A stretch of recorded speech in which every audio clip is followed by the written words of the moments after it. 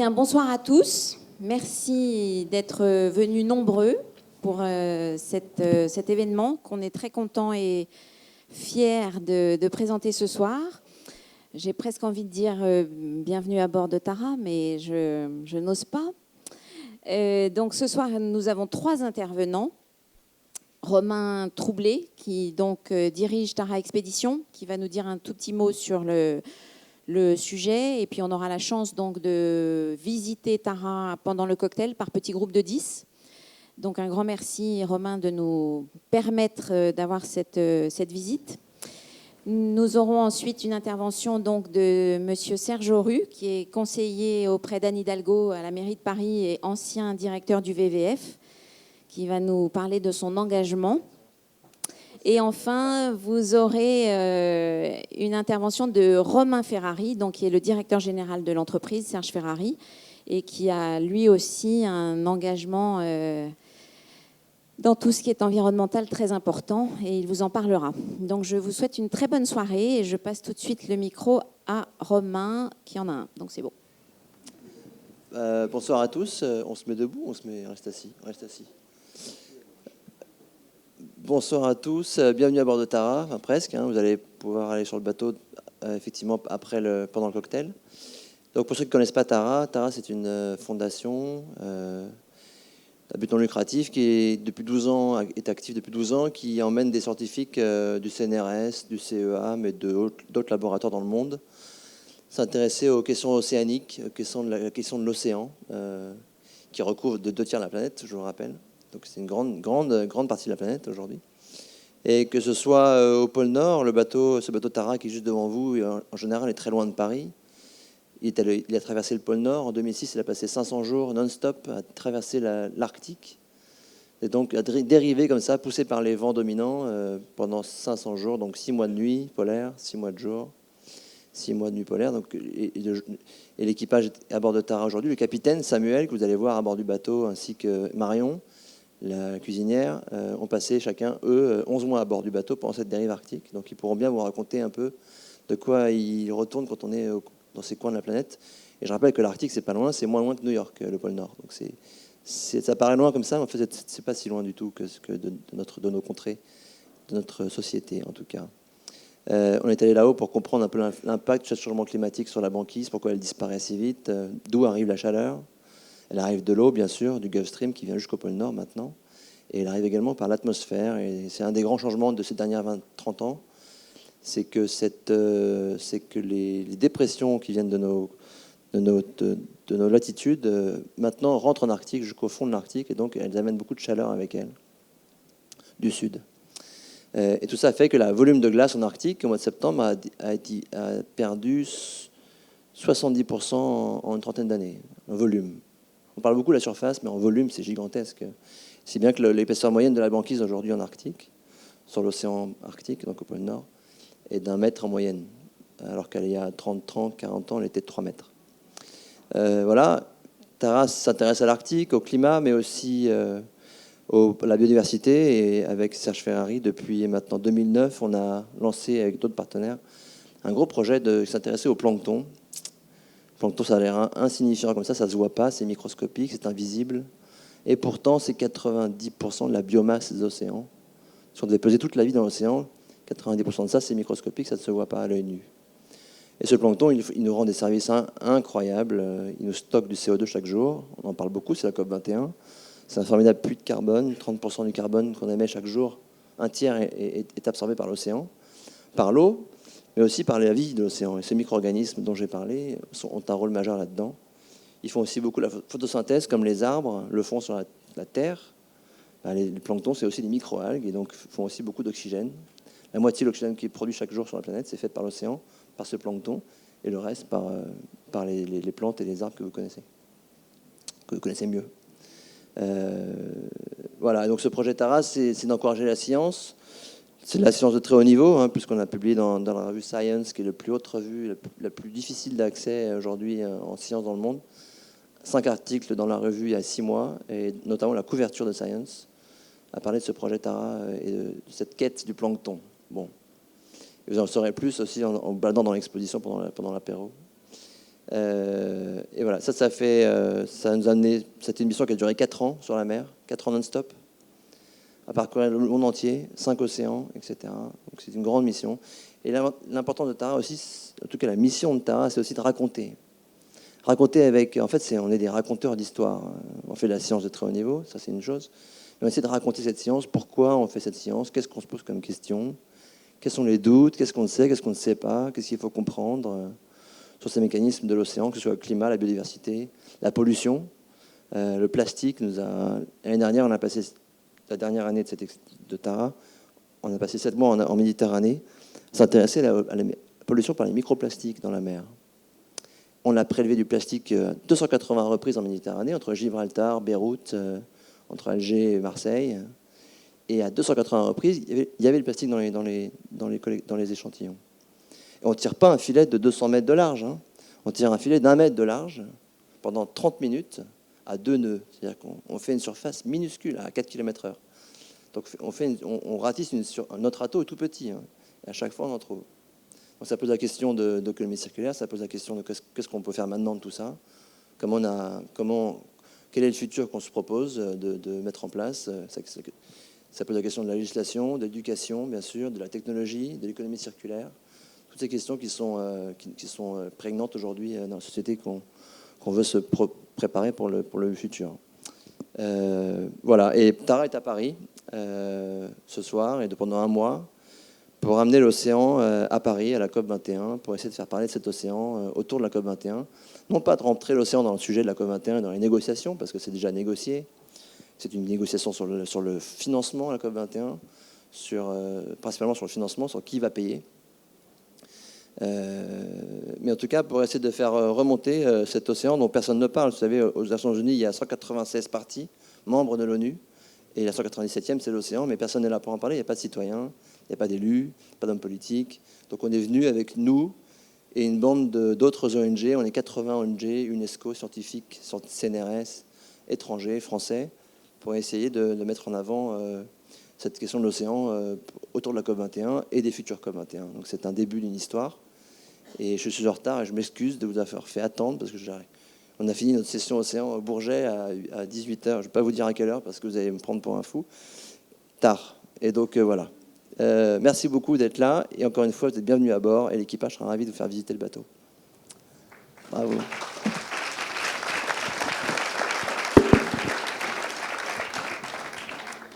Alors j'interviens derrière Romain. Et bonsoir à vous. Vous allez bien dans ces temps cruels. Très heureux. Je suis avec deux êtres que j'admire beaucoup. C'est 2 beaux équipages, parce qu'ils ont chacun leur équipage. Mais vraiment, Tara et Ferrari sont des gens extrêmement, des êtres et leurs équipes extrêmement crédibles, attachants, généreux, joyeux de vivre, mais avec une cohérence dans leur vie. Voilà, je voulais vous le dire. Je ne vous l'ai pas trop souvent dit depuis les années où on se côtoie, mais j'ai beaucoup d'admiration. J'ai le bonheur de travailler à la ville de Paris depuis le 14 avril 2014. Donc je ne suis pas un homme du sérail d'administration parisienne, mais j'ai été emmené par Anne Hidalgo dans cette aventure. J'ai quitté le WWF en janvier 2013 et on a fait la campagne. Pourquoi je suis entré dans ce cycle-là ? Parce que tout simplement, un jour, Anne Hidalgo m'a dit, mais me demandait ce qu'on pouvait faire, et j'ai dit, ce qu'il faut faire, c'est éradiquer le diesel dans la ville. Et quelques heures plus tard, elle communiquait sur le sujet. Donc, pour un écologiste, pouvoir être à côté de quelqu'un qui est un véritable levier de changement, c'est formidable. On peut avancer là très vite lorsqu'on est directeur d'ONG. Il faut convaincre son équipe, il faut trouver les budgets, il faut trouver la stratégie, il faut convaincre les médias, il faut convaincre les politiques, il faut être extrêmement créatif. Et tout ça, ça prend des mois et des mois. Et on le voit bien avec le travail des uns et des autres. C'est très difficile de progresser. Et lorsque vous êtes à côté de celui ou de celle qui a la manette d'une ville, parce qu'une ville, c'est un territoire, si ça se passe bien, ça se sait tout de suite, si ça se passe bien, ça se sait tout de suite également. Donc il y a des réactions immédiates. Et bien, lorsque je suis arrivé le 14 avril 2014, je peux vous assurer que lorsqu'on parlait d'économie circulaire, on souriait, on disait tiens, il y a un petit panda qui va tourner en rond. Et ben, je crois qu'aujourd'hui, la ville sourit parce qu'elle s'est lancée sur ce sujet d'une manière extrêmement sérieuse et pas comme un gadget. L'économie circulaire, ben, c'est devenu des états généraux de l'économie circulaire, pas simplement de la ville de Paris, mais des villes aux alentours. C'est devenu un sujet dans les services, c'est devenu un sujet pour les 50 000 agents de la ville. Bien sûr, il faut faire de la relance en permanence, mais l'infusion de l'économie circulaire est arrivée dans la ville. Mais je ne vais pas vous dire que tous les gestes de la ville au quotidien et chaque seconde, c'est exactement de l'économie circulaire, mais il y a une vraie volonté d'instaurer l'économie circulaire, de polliniser l'économie circulaire d'une manière intelligente. Alors l'économie circulaire, tout le monde en parle et chacun en parle selon son activité. Forcément, ceux qui travaillent dans le déchet vont dire bah, c'est le déchet. Ceux qui aiment le biomimétisme vont dire ah, mais non, c'est le biomimétisme. Ceux qui parlent d'éco-conception, qui est absolument essentiel à mes yeux, diront mais l'essentiel c'est l'éco-conception. D'autres vont dire c'est l'économie de fonctionnalité. D'autres vont dire c'est l'équité, c'est l'économie sociale et solidaire. Eh bien, c'est tout ça à la fois. Et j'en oublie encore. Mais l'économie circulaire, elle existe depuis la nuit des temps. Je ne sais pas, mais on n'a pas connu, rares dans la salle sont ceux qui ont connu des forgerons qui jetaient un fer à cheval, même usé. Donc, l'économie circulaire existe dans la nature depuis la nuit des temps, et les hommes et les femmes ont utilisé l'économie circulaire parce qu'il fallait réutiliser en permanence les matières. Et puis est arrivé le XXe siècle avec eh bien, cette fantastique société du jetable où nous sommes tous vautrés. Il faut bien le reconnaître. Le jetable, le bas était jetable, le stylo jetable, la bouteille jetable, la canette jetable. Et quand on est dans le jetable, eh bien, on jette l'immigré, on jette la femme, on jette le chômeur, on jette l'autre. Nous sommes profondément dans la civilisation du jetable. Et ça, il faut y mettre un terme. Il faut y mettre un terme parce que c'est... D'abord, c'est une pression incroyable sur l'extraction des matières premières, parce qu'il en faut davantage. Et on met un terme à quoi? À la société de gaspillage. Nous sommes dans une société de gaspillage. Pour les pays occidentaux, pour les pays dits riches, qu'ils sont d'ailleurs. Mais même les pays émergents, aujourd'hui, eh bien, se sont lancés dans le jetable, avec succès, puisque les sacs plastiques, ou les plastiques, enfin le plastique en mer est une véritable catastrophe qui porte atteinte à la biodiversité. Or, la biodiversité, c'est quoi? Tout simplement notre vital. La biodiversité, ce n'est pas quelque chose qu'on voit simplement dans les films remarquables de Disney Nature ou dans les dessins animés d'enfants. La biodiversité, elle ne doit pas être simplement dans les jouets pour enfants ou simplement représentée magnifiquement dans la publicité. La biodiversité, notre vital, nous devons vraiment défendre cela avec ferveur. Alors, il y a des organisations qui le font avec beaucoup de force, Greenpeace, WWF, les Amis de la Terre, Tara, et Génération Future et d'autres, parce que le sujet est extrêmement important, puisque vous savez très bien que quand on touche à la biodiversité, on touche aussi à la santé humaine. Nous faisons partie de la biodiversité. Je me permets de le rappeler. Je ne donne pas un cours de sciences naturelles ce soir, c'est une conversation avec un bel aréopage, parce que si vous êtes invité par Romain Ferrari, c'est que votre présence elle est absolument nécessaire et que vous êtes des personnes aguerries à la défense de votre environnement immédiat et lointain. Donc, des états généraux de l'économie circulaire à Paris. Est-ce que c'est du blabla? Est-ce que c'est simplement pour faire mode? Parce que tout le monde parle d'économie circulaire aujourd'hui. C'est vrai que c'est un mot ce sont deux mots qui sont apparus récemment.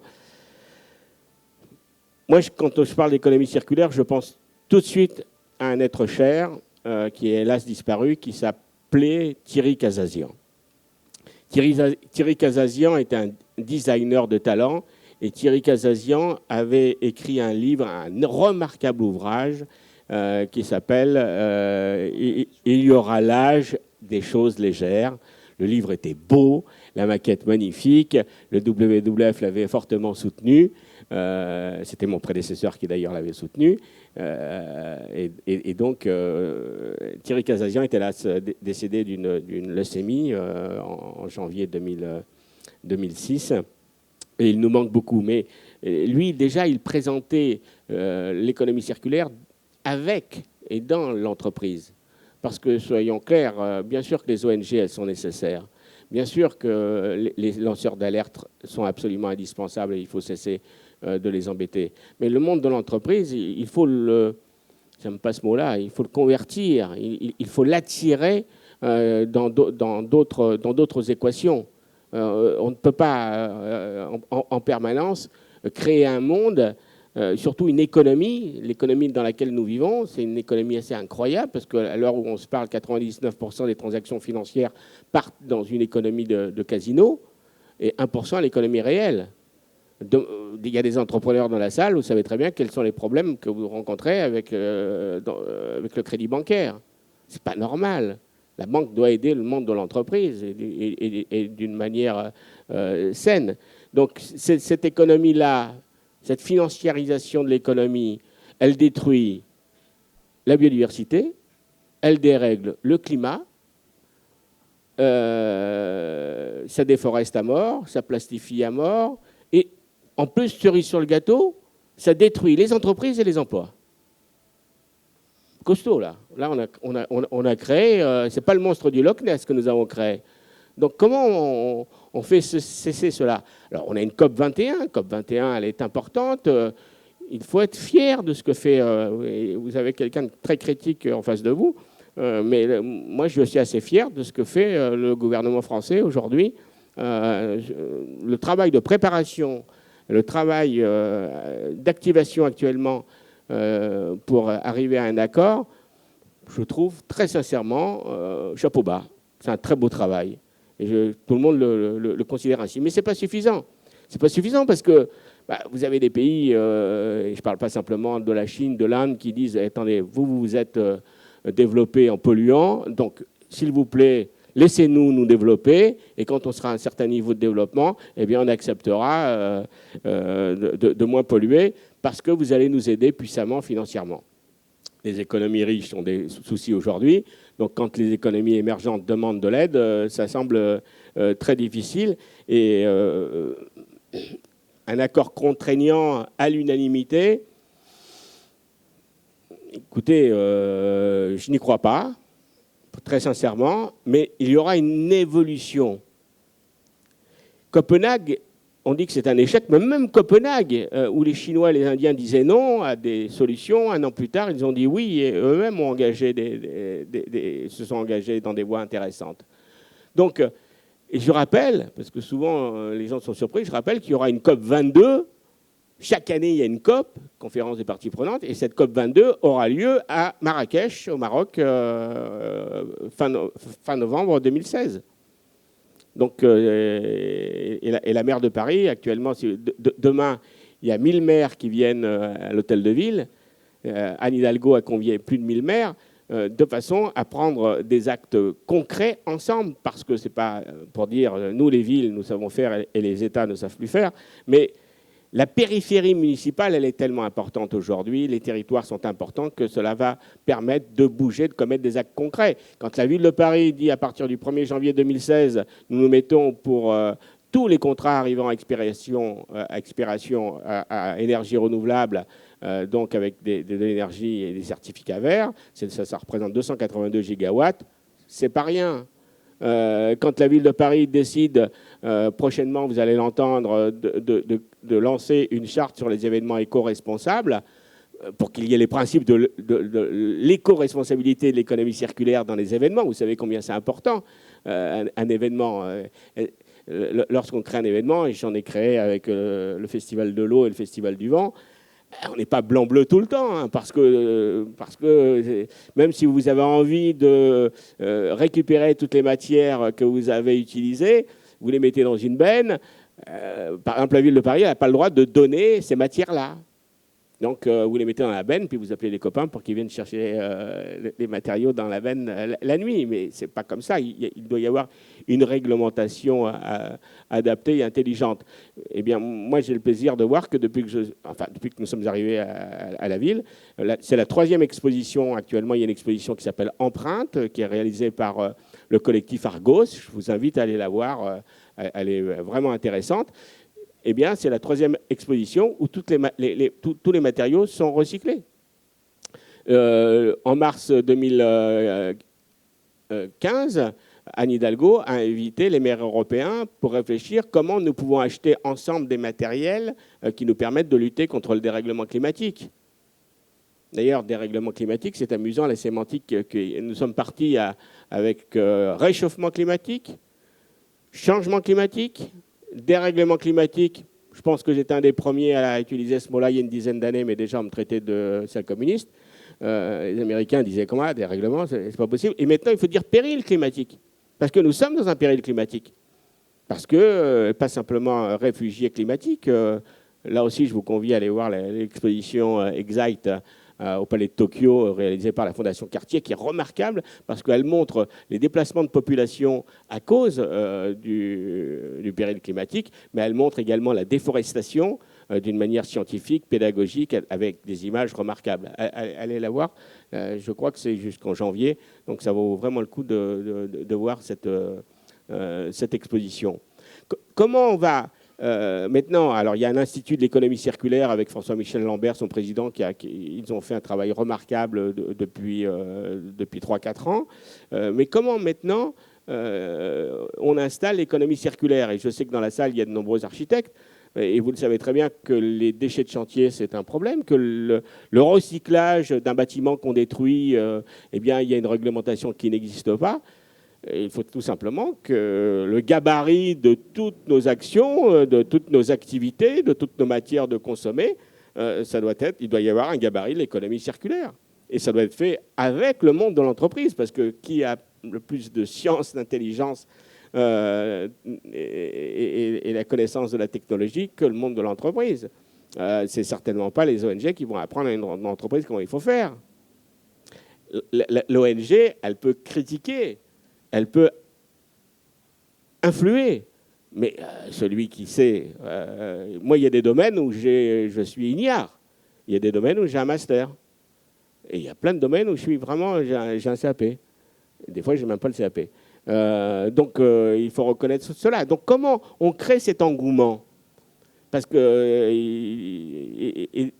et cet engouement-là, il est absolument indispensable parce qu'il doit nous permettre de rester en deçà des 2 degrés d'élévation de la température moyenne de la planète, qui est actuellement de 16 degrés. Alors, on se dit 2 degrés de plus, pas terrible.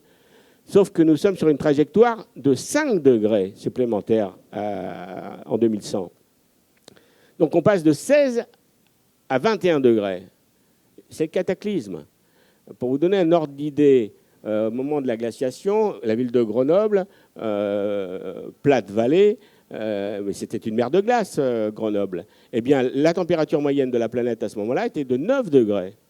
Donc vous voyez que la différence, elle est considérable et qu'elle peut nous entraîner dans des cataclysmes, parce qu'on ne va quand même pas provoquer un monde pour nos enfants qui vivra, nos enfants vivront entre des ghettos de riches et des ghettos de pauvres. Un monde à la Mad Max, entre Mad Max et l'abbé Pierre. Donc l'économie circulaire, on doit vivre, on doit produire de la richesse, la distribuer de manière éthique. Ça, c'est notre souhait. Mais il faut produire de la richesse pour la répartir équitablement. Et pour produire de la richesse, quand on produit, comment on impacte le moins possible sur notre environnement immédiat et lointain. Et comment on impacte aussi socialement le plus fortement possible, parce qu'on a besoin d'hommes et de femmes qui aient des salaires décents pour pouvoir envoyer leurs enfants à l'école, pour pouvoir les éduquer. pour pouvoir éviter qu'ils soient, pour certains, des terroristes, ou des gens qui... Parce que l'économie circulaire, elle doit s'apprendre à l'école, à la maternelle. Et bien sûr, j'arrive à l'université, et bien sûr, je pense aux grandes écoles. Quand vous parlez d'économie circulaire à l'ENA ou à Polytechnique, vous faites rire aujourd'hui. Donc, comment on installe ça d'une manière prégnante, forte, et qui nous lance vers une civilisation de paix? Parce que notre choix, c'est paix ou guerre actuellement, avec notre mode de consommation. Et puis, je vais vous dire aussi autre chose. L'écologie, c'est l'art des relations humaines. C'est l'interconnexion avec l'ensemble du vivant. Mais j'aime à dire que c'est l'art des relations humaines. Mais si je dois avoir des vêtements en coton bio, une voiture hybride, et simplement avoir mes légumes à la map du coin et me comporter d'une manière exécrable dans la vie, je vous le dis sincèrement, continuons jusqu'au désastre. L'important, c'est la relation humaine, le lien social. C'est ça la chose la plus importante. On le voit bien avec les drames que nous avons vécus le 7 janvier et le 13 novembre. La chose la plus importante, c'est notre relation, c'est l'amitié, l'amour que nous pouvons porter aux nôtres. Mais comment on élargit cela? On vit sur une planète magique, c'est incroyable, la vie, elle est fulgurante. Mais bon, soyons à la hauteur des 100 milliards d'hommes et de femmes qui nous ont précédés. Et nous ne sommes qu'une vague, il y en aura d'autres après nous. Mais bon, notre héritage doit être digne.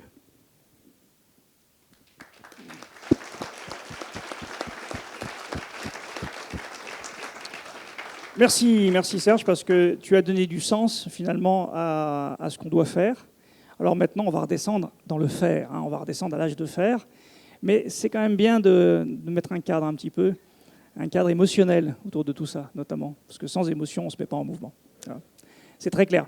Alors j'ai été obligé de me lever parce que on a un problème de cadrage. Et puis j'ai quelques présentations, il faut quand même que je regarde un petit peu. Alors,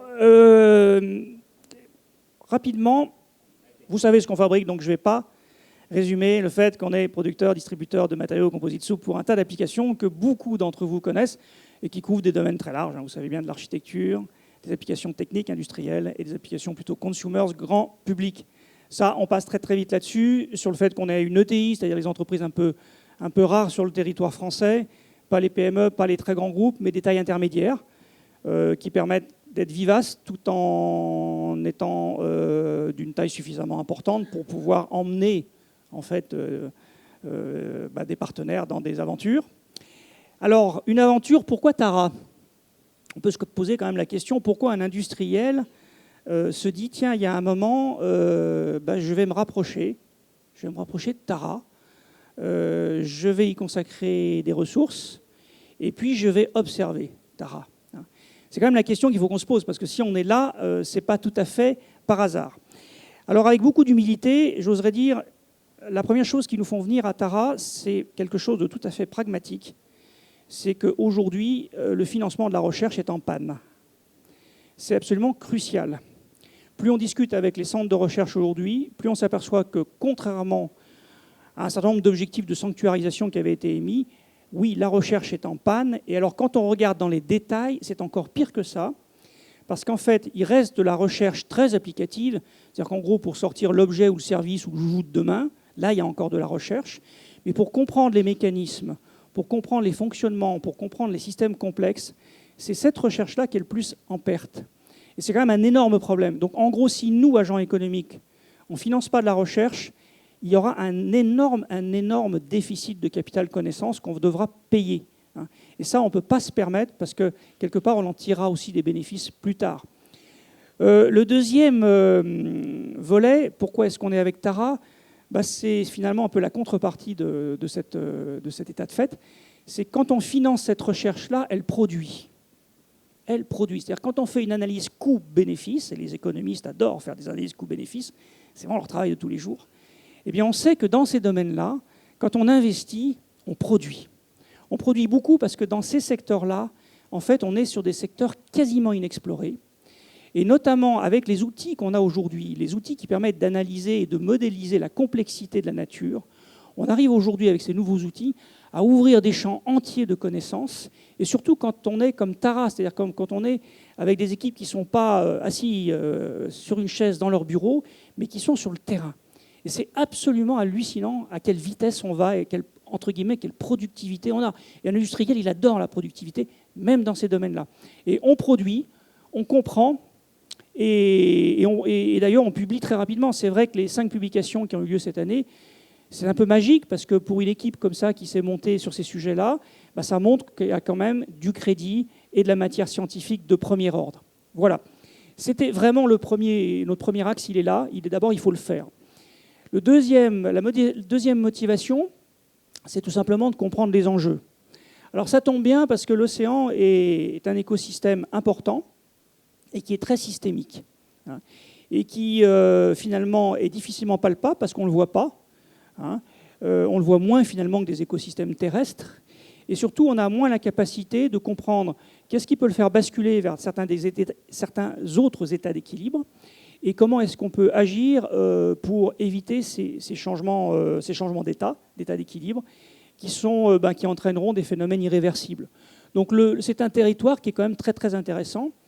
Et aujourd'hui, on sait que les océans ont un rôle très très important de fourniture, de services écosystémiques d'approvisionnement, mais aussi des services écosystémiques de régulation extrêmement importants sur le plan thermique et de régulation des cycles biogéochimiques. Parce qu'en fait, il faut savoir que dans les activités économiques, on est venu interférer les cycles normaux, les cycles du carbone, de l'azote, de l'eau, du phosphore.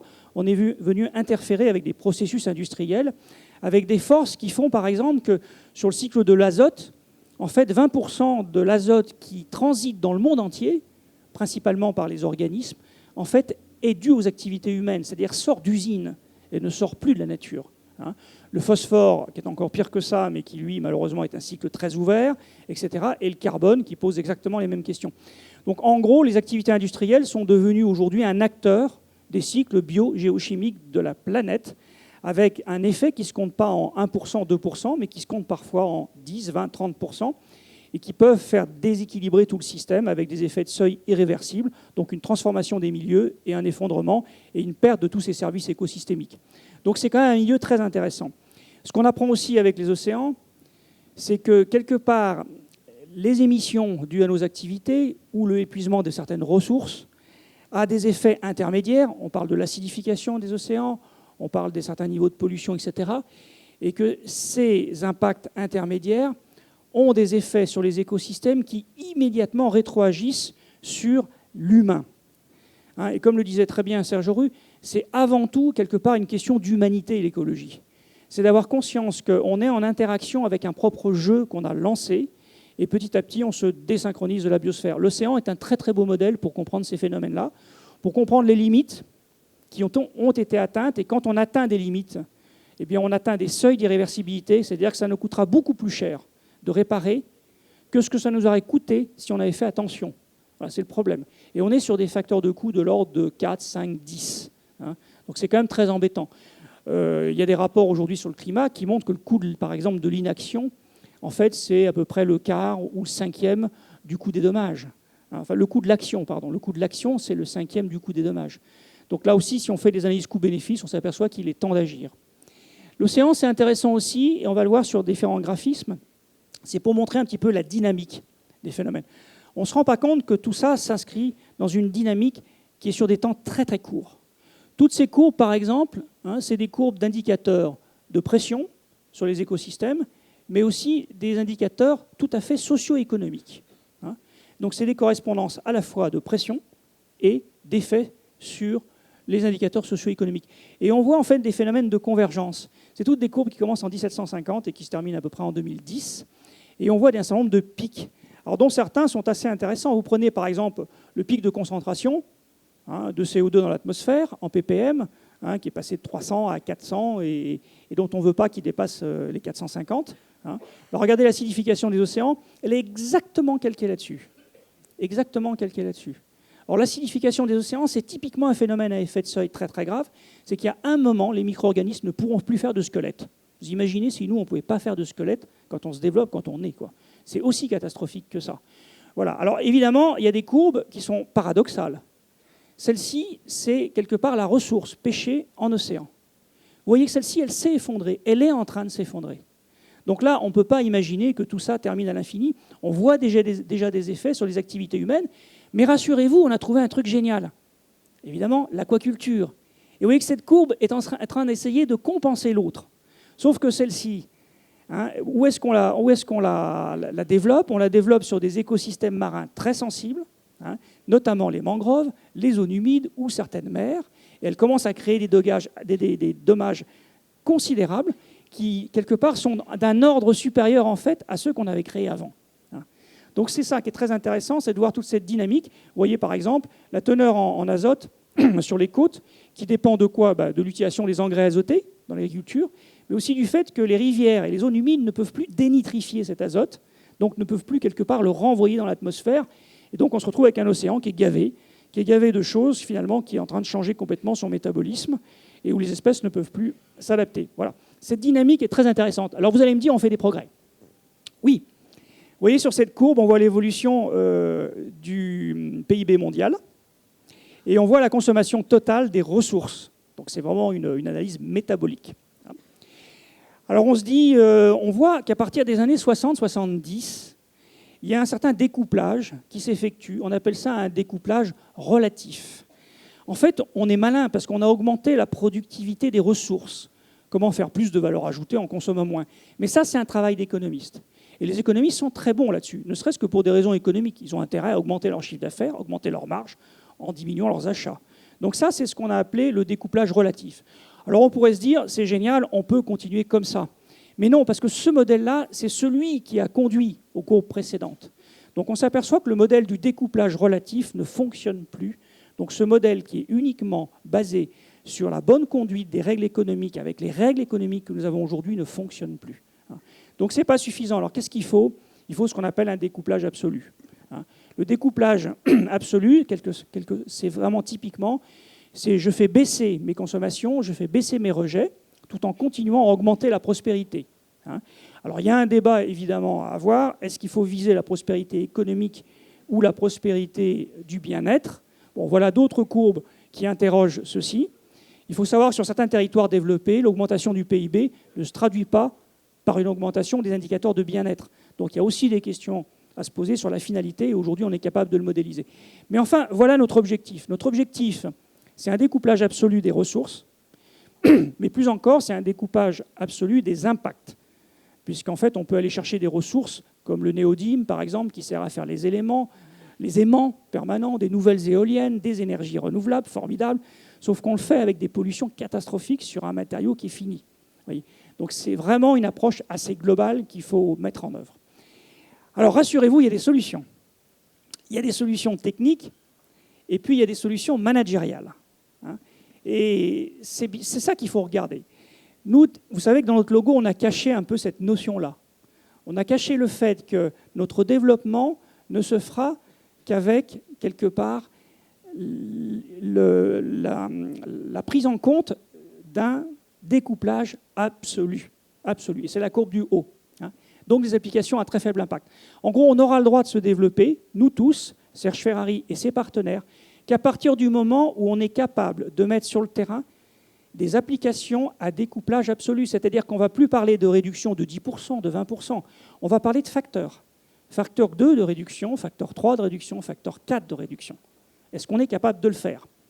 On est probablement capable de le faire en combinant des solutions. En fait, chacun de nous peut le faire, mais pas en absolu. Par contre, si on s'associe ensemble, on est capable de le faire. Je vais vous le montrer très simplement. D'abord, en combinaison des solutions de légèreté. Bon, on a de la chance, nos produits en général sont très légers. Et en réduisant un petit peu les impacts de nos outils de production, les impacts de nos ateliers de transformation, on arrive aujourd'hui à produire avec moins de déchets. Il faut juste quand même se souvenir, quand vous achetez une voiture, elle pèse 1 tonne.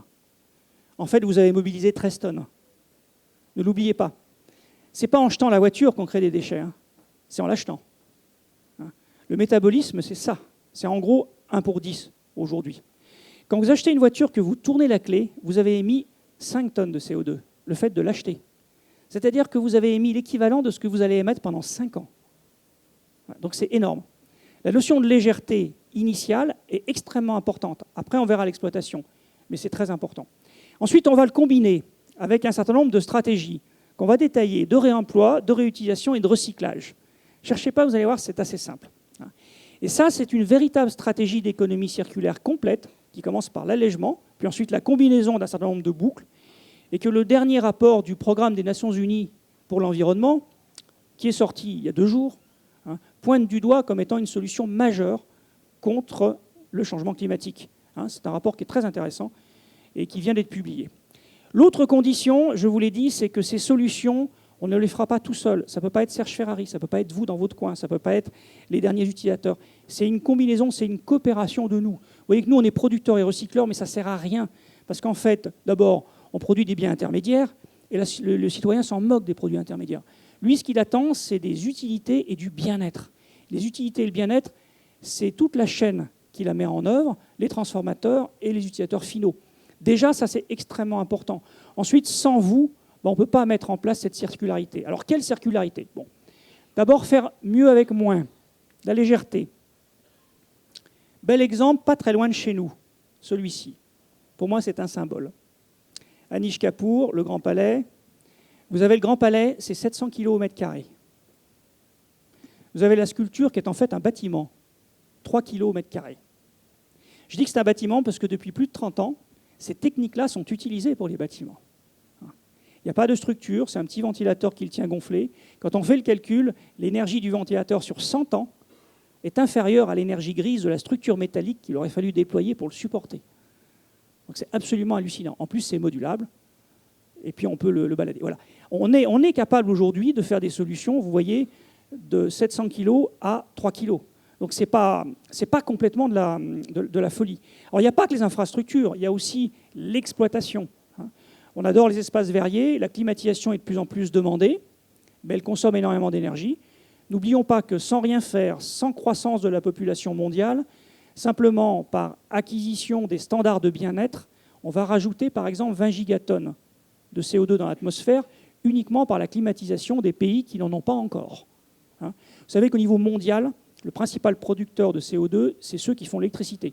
Parce qu'au niveau mondial, l'électricité se produit beaucoup avec des énergies fossiles notamment.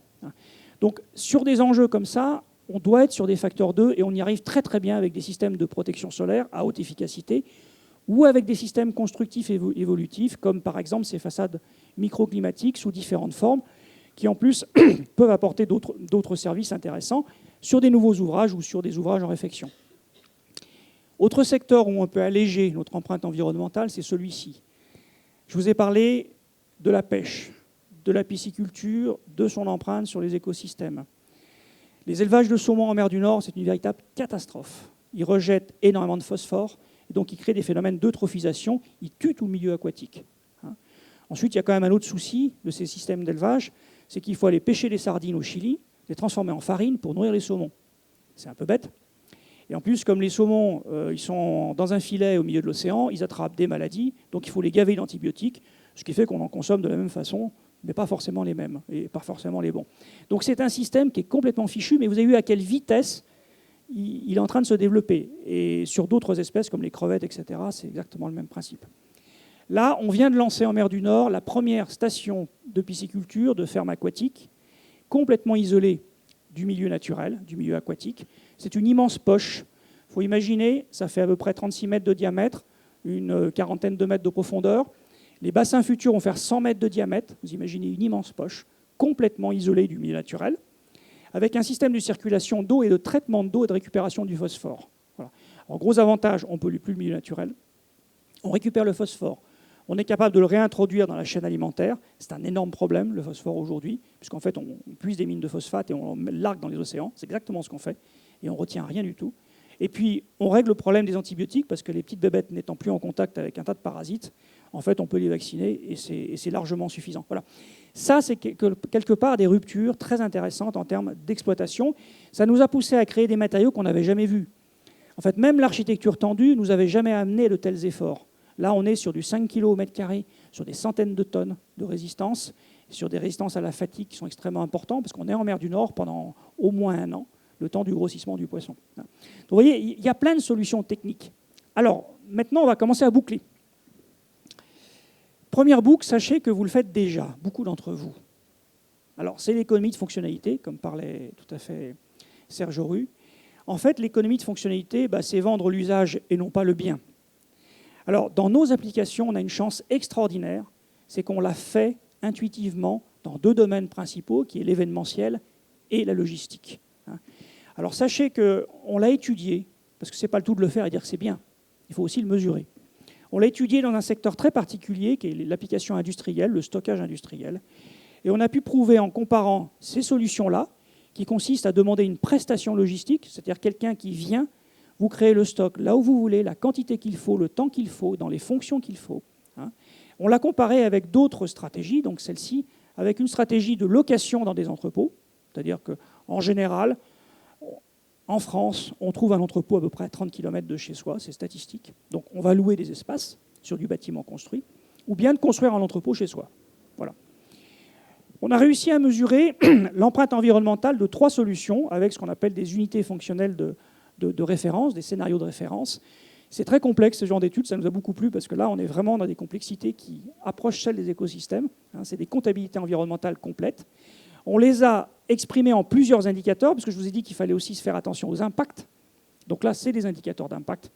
Et on trouve très clairement qu'aujourd'hui, ces pratiques en économie de fonctionnalité sont facteur 2 de réduction par rapport, je dirais, aux offres standards, aux offres matérielles standards.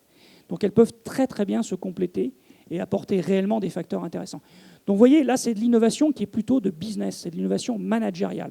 Alors ça marche pourquoi? Parce que contrairement à l'économie linéaire, la seule chose qui est devenue linéaire, enfin qui est restée linéaire, c'est la demande et le service. J'ai une demande, je fournis un service. Ça, c'est linéaire. Mais vous voyez que la matière ne fait pas ça. La matière, en fait, elle est mise à disposition le temps du service, elle est rapatriée dans les unités, elle est améliorée, elle est entretenue, elle est stockée, elle est redispatchée en modules. Et donc, quand on qualifie tout ça, on s'aperçoit qu'on est beaucoup plus performant. Et en fait, les seules entrées-sorties qu'on a, c'est des rebuts et des refournitures derrière. En fait, les toiles, par exemple, que nous produisons. Alors ça tombe bien parce que les toiles sont recyclées et en plus l'aluminium se recycle facilement. Donc c'est vraiment quelque chose qui marche très bien. On pourrait imaginer que dans d'autres secteurs, le bâtiment se transforme en une partie matérielle, capitale, propriétaire, une partie fonctionnalisée. Alors ça peut être des fonctions de bien-être, de confort, mais d'esthétisme.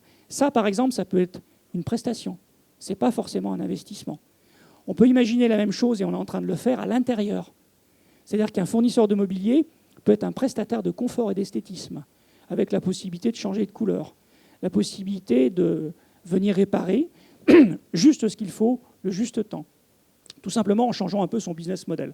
Voilà, on est en train de travailler sur ce modèle et aussi de le qualifier et de le mesurer en termes d'empreinte environnementale par rapport au fait que dans la plupart de la restauration, dans la plupart des cas, on fournit des mobiliers et qu'en général, pour des problèmes d'image, etc., en fait, ils sont renouvelés tous les 4 ans à peu près. C'est une statistique générale. Et donc compliqué à recycler parce qu'en fait, celui qui va reprendre le marché n'est pas forcément celui qui l'avait vendu au départ, quoi.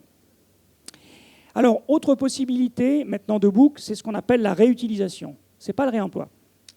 Réutilisation, c'est un terme qui est bien normé. C'est je reprends des composants et je vais les réintroduire dans une application qui est différente de la première. Voilà. Et le législateur ajoute, on passe par un statut de déchet, mais ça, on s'en fout.